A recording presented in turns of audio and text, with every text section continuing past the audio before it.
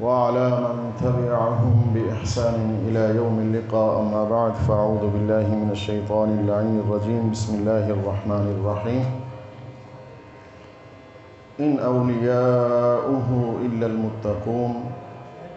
آمنت بالله صدق خالقنا العلي العظيم وبلغنا رسوله النبي الكريم الأمين الرؤوف الرحيم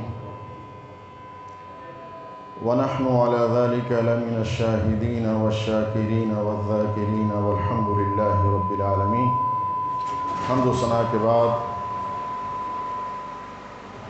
گرامی قدر صدر محفل پیر طریقت رہبر شریعت حضرت علامہ مولانا الحاج قبلہ سید بسم اللہ شاہ صاحب نعیمی نقشبندی قادری اور دیگر سادات کرام علماء اعظام عوام اہل سنت، السلام علیکم ورحمۃ اللہ تعالی وبرکاتہ. اللہ رب العالمین نے اپنی مقدس کتاب قرآن پاک میں ارشاد فرما دیا ان اولیاؤہ الا المتقون، کہ جو اللہ رب العالمین کے ولی ہیں وہ متقی اور پرہیزگار ہوتے ہیں.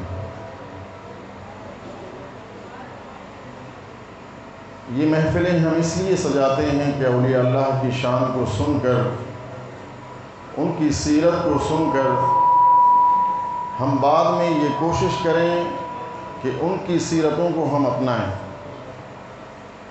کہ انہوں نے اپنی زندگی اللہ رب العالمین کی فرما برداری میں اور سرکار دو عالم نور مجسم صلی اللہ تعالی علیہ وسلم کی اطاعت میں گزاری. تو ہم کوشش کریں کہ ان کی سیرت کو سنیں، ان کے طریقے کو سنیں اور اس طریقے کو، اس سیرت کو اپنی زندگیوں میں اپنانے کی کوشش کریں. سب سے جو مین مقصد ہے ہمارا یہی ہے. تو اللہ رب العالمین کے جو ولی ہوتے ہیں وہ متقی ہوتے ہیں، وہ پرہیزگار ہوتے ہیں. تقویٰ کا تعلق دل سے ہوتا ہے، ظاہری لباس سے تقویٰ کا کوئی تعلق نہیں.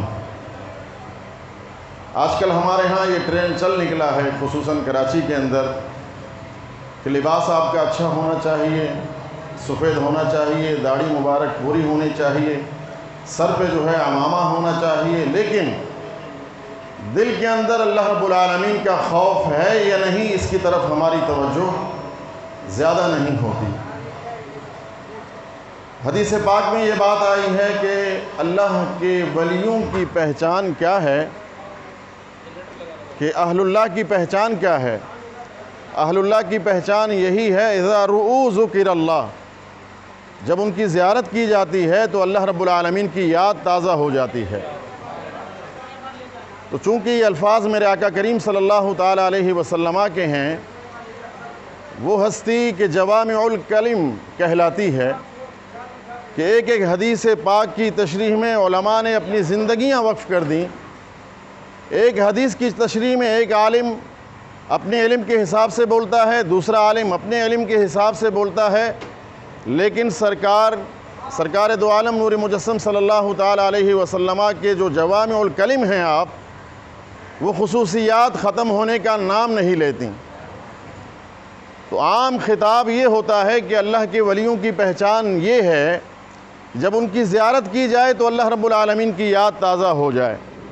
ہم سنتے رہتے ہیں خطباء سے، مقررین حضرات سے، واعظین حضرات سے، لیکن جو مین پوائنٹ ہے کہ اللہ کی یاد تازہ کیسے ہوتی ہے، اس طرف ہم دھیان دیں.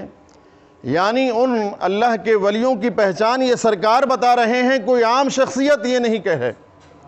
یہ کلام ہے میرے آقا کریم صلی اللہ تعالی علیہ وسلم کا.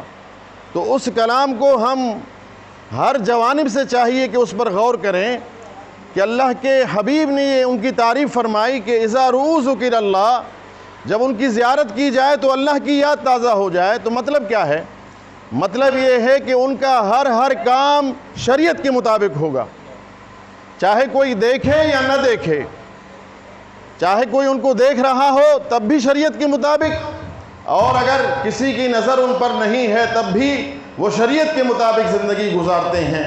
لیکن ہم نے عام معنی میں یہ لیا کہ چہرہ ان کا بڑا خوبصورت ہوگا، ماشاءاللہ سفید کلر ہوگا، تو اس کو ہم کیا کرتے ہیں کہ اس کے چہرے میں ہمیں اللہ کی یاد جو ہے وہ آ جاتی ہے۔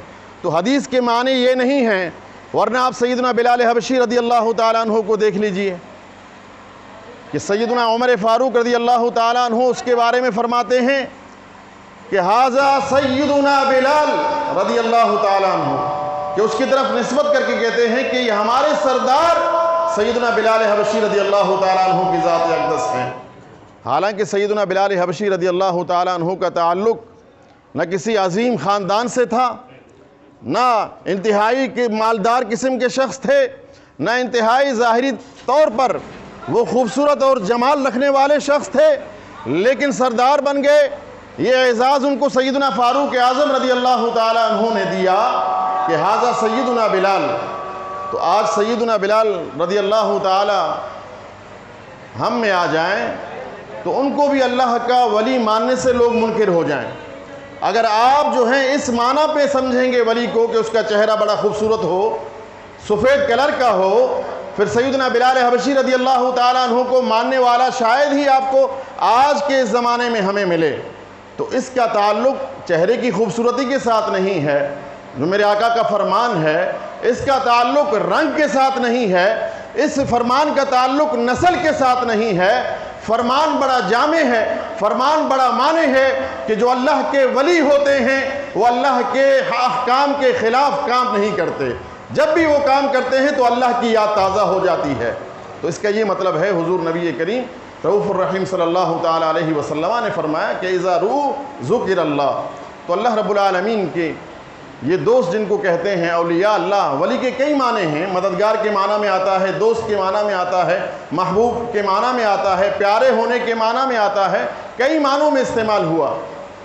ولیوں کی کرامت اللہ کی کتاب سے ثابت ہے، کوئی اس کا انکار نہیں کر سکتا، اور ہمارے عقائد کی کتاب ہے شرح عقائد نصفیہ، جس سے علماء اہل سنت، عوام اہل سنت، یعنی آپ کا اور میرا عقیدہ جس کتاب کی بنیاد پر ہے، جو مدارس میں پڑھائی جاتی ہے، اس کتاب میں یہ لکھا ہے کہ کرامات الاولیاء حق۔ اور اس سے بڑی بات یہ ہے کہ اللہ رب العالمین نے اپنی کتاب میں کرامات اولیاء کا ذکر کر دیا۔ تو اب ہمیں شاید اس کی ضرورت بھی نہ پڑے جو عقائد نصفیہ کی صورت میں ہے، کہ ان کے لیے یہی کافی ہے کہ سیدنا آصف ابن برخیہ آپ دیکھیں کہ تخت بلقیس کو یمن سے لے کر وہ شام میں اٹھا کر لائے۔ ہم سمجھتے ہیں شاید وہ چھوٹی سی ایک کرسی ہوگی، چھوٹا سا ایک تخت ہوگا، تو ہم یہ سمجھتے ہیں، لیکن آپ تفسیر پڑھیں اس آیت کے حساب سے۔ جب سیدنا سلیمان علیہ السلام نے یہ بات رکھی جنوں کے سامنے، یہ بات رکھی بڑے بڑے عفریت اور جنوں کے سامنے کہ تخت بلقیس کو ملک یمن سے میری بارگاہ میں کون حاضر کرے گا، تو بڑے بڑے جن حاضر ہوئے۔ قال عفریت من الجن انا آتیک بہ قبل ان تقوم من مقامک۔ یہ اللہ رب العالمین کے الفاظ ہیں کہ ایک عفریت جن کھڑا ہو گیا۔ جن معمولی ہوتا ہے، عفریت اس سے بڑا ہوتا ہے، طاقت میں بھی، جسمانیت میں بھی۔ تو اس نے کہا انا آتیک بہ قبل ان تقوم من مقامک، کہ اے اللہ کے نبی میں اس تخت بلقیس کو یمن سے ملک شام میں حاضر کر دوں گا آپ کی مجلس کے برخاست ہونے سے پہلے۔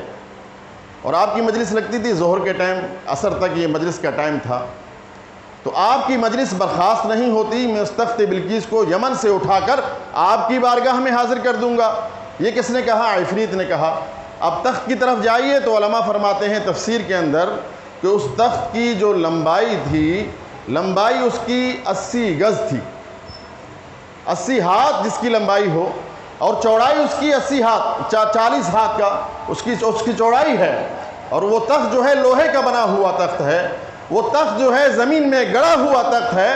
اسی تخت میں ملکہ بلقیس بیٹھ کر فیصلے کیا کرتی تھی، اس کے عمراء، سفراء، وزراء، مشیرین حضرات اس تخت میں بیٹھتے تھے، کافی لوگ بیٹھتے تھے، بہت بڑا تخت تھا۔ تو 40 ہاتھ جس کی لمبائی ہو اور 80 ہاتھ جس کی لمبائی ہو، 40 ہاتھ جس کی چوڑائی ہو، وہ عفریت کہہ رہا ہے کہ آپ کی مجلس کے برخاست ہونے سے پہلے میں اس تخت کو آپ کی بارگاہ میں حاضر کر دوں گا۔ آپ نے کہا نہیں، مجھے اس سے بھی زیادہ جلدی چاہیے۔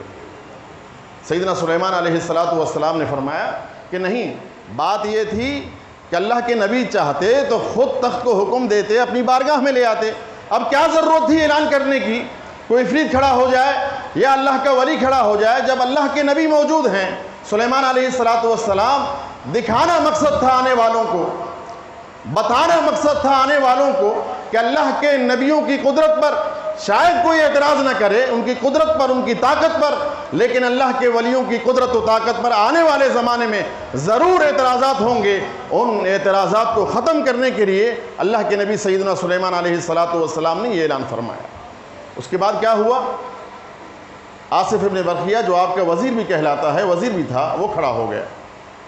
قال الذي عنده علم من الكتاب انا آتيك به قبل ان يرتد اليك طرفك، کہ اللہ کے نبی اگر مجھے اجازت ہو تو اس تخت بلقیس کو میں یمن سے اٹھا کر ملک شام میں آپ کی مجلس لگتی تھی۔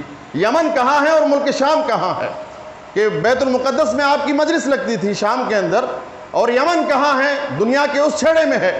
کہ آپ کی اگر اجازت ہو، میں ولیوں کی طاقت کا بتا رہا ہوں، کرامت کا بتا رہا ہوں، کہ اگر آپ کی اجازت ہو تو ملکہ بلقیس کے تخت کو پلک جھپکنے کی دیر سے پہلے میں آپ کی بارگاہ میں حاضر کر دوں۔ ابھی آپ کی پلک نہیں جھپکی، اگر آپ کی اجازت ہو تو آپ کی بارگاہ میں بلقیس کے اس تخت کو میں آپ کی بارگاہ میں حاضر کر دوں۔ یہ قرآن کہہ رہا ہے، کوئی مولوی اپنی کتاب میں نہیں رکھ رہا۔ اللہ رب العالمین قرآن میں یہ ارشاد فرما رہا ہے۔ اب آنکھیں پلکیں جو ہیں وہ جھپکی نہیں اور تخت سامنے حاضر تھا۔ یہ کرامت اللہ کے ولیوں کی ہے۔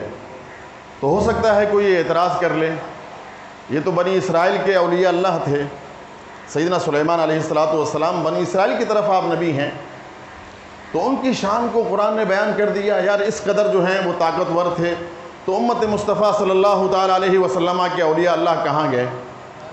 ان کی شان سے جو ہے، ان کی شان تو بڑھ کر ہو گئی نا بھائی، کہ اس قدر عظیم تخت کو ملک یمن سے اٹھا کر ملک شام میں پہنچا دے، اور وہ بھی پلک جھپکنے کی دیر میں۔ کتنی بڑی شان والے لوگ ہیں اور کتنے عظمت والے لوگ ہیں، رفعت والے لوگ ہیں۔ ہو سکتا ہے کسی کے ذہن میں یہ اعتراض آ جائے، یہ سوال آ جائے، تو ہم جو امت مصطفیٰ صلی اللہ تعالیٰ علیہ وسلم ہیں وہ کہاں ہیں؟ ان کی ولیوں کی شان کیا ہے؟ تو شام کے ایک ولی نے جواب دیا ہے۔ ملک شام کے ایک ولی نے سید محمد الخطیب کے نام سے گزرے ہیں، انہوں نے کہا، ان کے سامنے یہ واقعہ بیان ہوا تو کسی نے اسی طرح اعتراض کر دیا، یہ بنی اسرائیل کے ولیوں کی طاقت کی بات قرآن نے کی ہے، عظمت کی بات قرآن نے کی ہے، تو امت مصطفیٰ صلی اللہ تعالیٰ علیہ وسلم کے اولیاء اللہ کہاں گئے؟ ان کی شان کیا ہے؟ تو آپ جلال میں آ گئے۔ جب یہ اعتراض سنا، معترض نے اعتراض کیا، آپ جلال میں آ گئے۔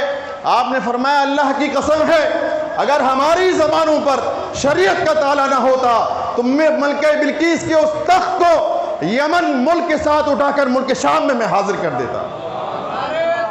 تو صرف جو ہے یا رسول اللہ صلی اللہ علیہ وسلم، تو ملک شام، آپ یمن کی بات کر رہے ہو، آپ تخت بلقیس کی بات کر رہے ہو، اگر ہماری زبان پر شریعت کا تالا نہ ہوتا، مگر ہمیں اس سے روکا نہ جاتا، تو اس تخت سمیت ہم پورے ملک کو اٹھا کر، یمن کو پورا اٹھا کر ملک شام میں حاضر کر دیتا۔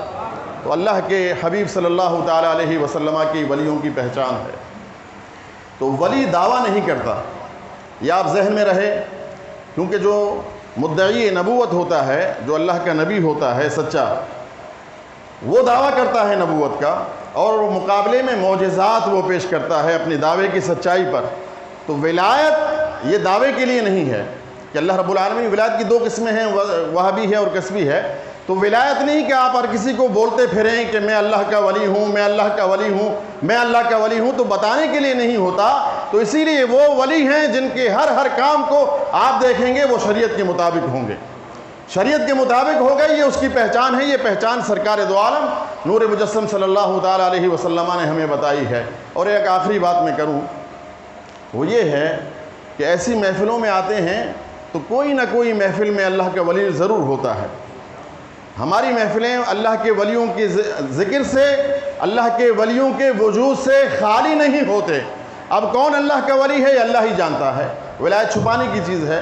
تو کوئی نہ، اجتماعیت کی میں بات کر رہا ہوں، تو کوئی نہ کوئی اللہ کا ولی ضرور ہوتا ہے۔ اسی لیے میرے آقا رب اشعث اغبر، مدفوع بالالباب لو اقسم علی اللہ لا برا۔ بہت سارے ایسے صاحب حال ہوتے ہیں جو ظاہری طور پر پراگندہ جن کے بال ہوتے ہیں، کپڑے بھی اچھے نہیں ہوتے، لیکن میرے آقا نے فرمایا کہ بہت سارے ایسے اللہ کے بندے ہیں، اگر وہ اللہ رب العالمین کی بارگاہ میں قسم اٹھا لیں، ان کی محبوبیت کا مقام یہ ہوتا ہے کہ اللہ رب العالمین ان کی قسموں کو پورا فرما دیتا ہے۔